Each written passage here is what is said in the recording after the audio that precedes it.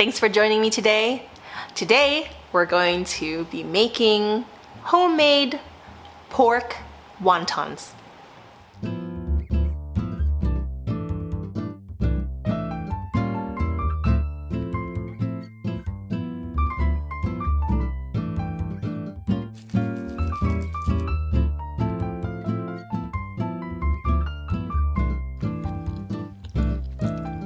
Every culture on earth makes a dumpling. Whether they call it a ravioli or momos or pamenis, every culture uses dough and meat filling and combine them. Dumplings, wontons, raviolis, they are always a crowd favorite because who doesn't love carbs and succulent meats? When I was younger, my mother would purchase the wonton wrappers from the grocery store. They're ready to use, they're easy to use, and you can even freeze them if you're not ready to use them immediately. The filling of the wonton can vary greatly. You can put shredded cabbage, Napa cabbage, you can use celery, you can use ground chicken, ground turkey, ground beef. You can even make a vegetarian version with cellophane noodles, beans, pumpkin slices. Really, the options are endless. So as I mentioned before, the filling you choose to use is completely up to you. But traditionally, Vietnamese use ground pork. They often use something called wood ear mushrooms, which is a mushroom that has a little bit of a crunch. Here, I'm seasoning up my ground pork with cornstarch, was at the bottom of the bowl, soy sauce, oyster sauce, which unfortunately splashed everywhere, and fish sauce. I also blended up ginger, garlic, with a little bit of water in my little mini blender and added that into my pork mixture. Here I have green onions. Feel free to add chilies if you want, like sliced jalapenos would be really tasty, or any kind of mushroom you enjoy. I'm making a very simple filling today, and I hope that this makes it feel attainable for you. I like using a plastic glove to mix my pork mixture, but you definitely just use your clean hands if you don't have plastic gloves. Now, there are multiple ways you can fold a wonton. I'm gonna show you how I do it. So these are the wonton wrappers. They come prepared. They're easy, they're floured. Each layer is floured, so you don't have to worry about them sticking. So I like to fold mine diagonal and pleat just 3 pleats. One in the center, one to the left, one to the right. And if any of you have ever worn a pleated skirt, they're often a uniform requirement for private schools. Girls' pleated skirts have a pleat, meaning there's a fold in the fabric. I'm gonna just fold over the wonton wrapper in half so that the 2 points connect, and I'm going to fold it onto itself in the center, and then do it again just to the left of the center, and press, and just to the right of the center. If your wonton wrappers are having difficulty sticking, some people add a touch of water, but I've never had that issue with my wonton wrappers, especially since I know it's gonna go into hot boiling water. The dough, the wrappers will stick to itself when it goes into the boiling water anyways. I'm using a teaspoon in this case to gather the correct amount of filling.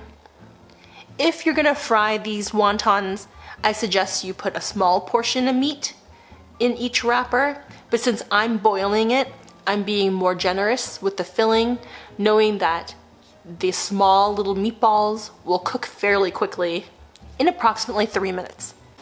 So you can see right there, I grabbed a hefty portion of pork to fill my wonton. And then I just squeezed it closed. I'm not fussy when it comes to pleating my wontons. I do whatever is quickest and easiest.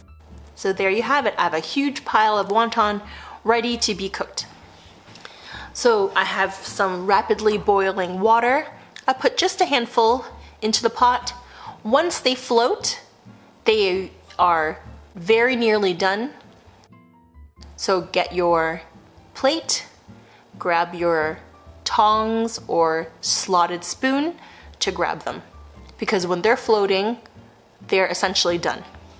Those wrappers are rolled so thin, they're cooked in under 2 minutes. What we're really waiting for is for the filling, the meat, to cook thoroughly. And I know they have once the wontons are floating. I'm gonna show you my favorite chili oil sauce.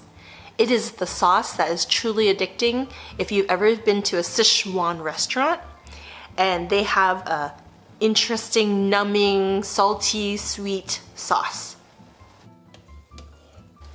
And this one is my husband's portion. I am not gonna add chili sauce to his because he likes his wontons very simple with just some soy sauce. If you have children at home and they don't like spicy foods, that's the version you want to give them. You want to give them simple wontons. But if you happen to love spicy food, I suggest you wait just a moment because I'm going to share with you my favorite chili oil soy sauce recipe. So you're going to start with grated garlic. If you don't have a grater, just chop it normally with your knife. But I felt like being fancy because I had this grater and I'm gonna use it. The grater has little teeth that mince up the garlic. And I'm using my favorite chili oil, hot chili oil, and I use about 2 tablespoons of that.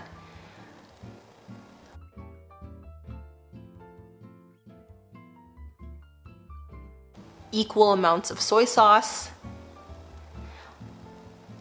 and then half the amount of black vinegar. I love black vinegar, so I added extra. What I didn't show was the sugar I added, and I added a touch of sugar as well. So you can see it's really red, really vibrant, sweet, salty, umami. This Sichuan wonton sauce is amazing. I would lick the dish clean if it weren't for etiquette and social norms holding me back.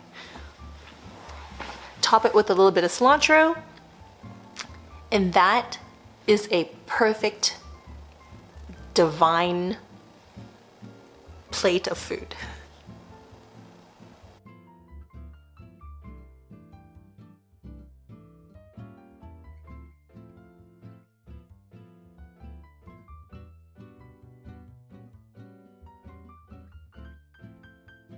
So now I'm going to show you a different method to enjoy your wonton.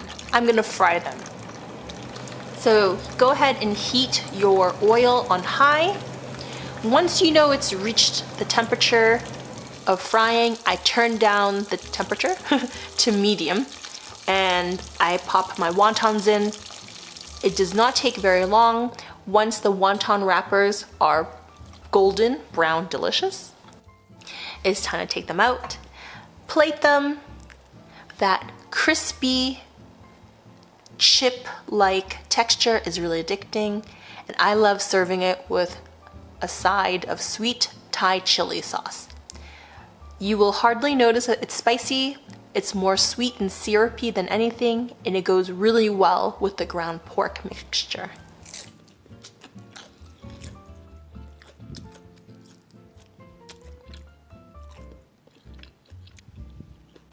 Well, I hope you try my recipes. I really enjoyed sharing them with you today, and I hope to see you next time. Bye, Swellies.